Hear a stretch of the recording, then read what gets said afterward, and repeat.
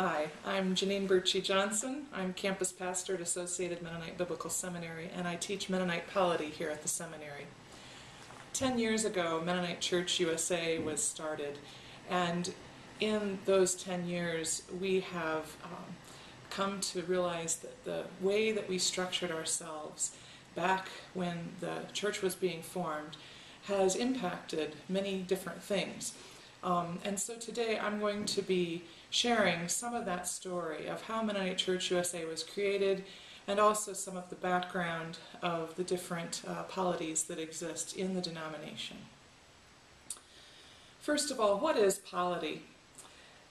This is a word that describes how the church is structured, how it makes decisions, how the role of leaders and others fit together, who has the authority to make what decisions, and what are the lines of accountability. That's how we describe what polity is. There are many different ways to express polity in the church, but there are three basic types found in Christian denominations. The first is what we would call episcopal, and that, by definition, centers around the role of bishops. And we would see episcopal polity in churches like the Episcopal Church, the Roman Catholic Church, and others that have a pretty clear hierarchy in which bishops have a great deal of authority over the churches under them. The second would be the synodal kind of polity, or we might call that conference-based authority, conference-based polity. And we would see this kind of polity especially in the Presbyterian Church, United Church of Christ, other churches that are structured in which the gathered body of churches is the authority. And finally, there would be, the third type would be the congregational type of polity. And in a pure congregational polity, the congregations are almost autonomous. Now, they may choose to relate to one another for various purposes and group themselves together, but the congregation has the highest authority in this kind of polity. And examples of that would be your Baptist churches, historically, and most independent churches. Each of these types of polity corresponds to political systems. And not surprisingly, the political system helped to shape the polity. So monarchy, parliament, and democracy would be the parallel structures in governments. Historically, Mennonites have had a mix of conference and congregational polity, with some areas emphasizing conference more and some areas emphasizing congregation more.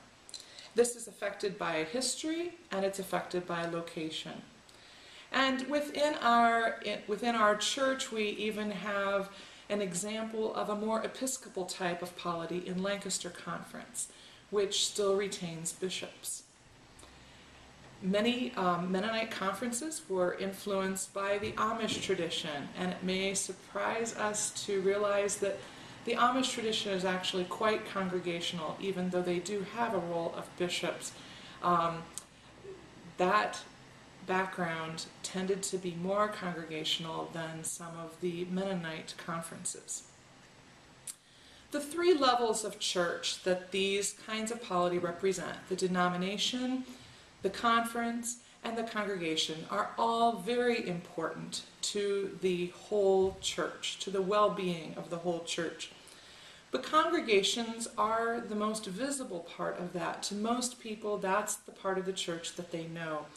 And they are the basic unit or structure of Mennonite Church USA and of Central District Conference. There are 21 area conferences in Mennonite Church USA, and 5 area churches in Mennonite Church Canada.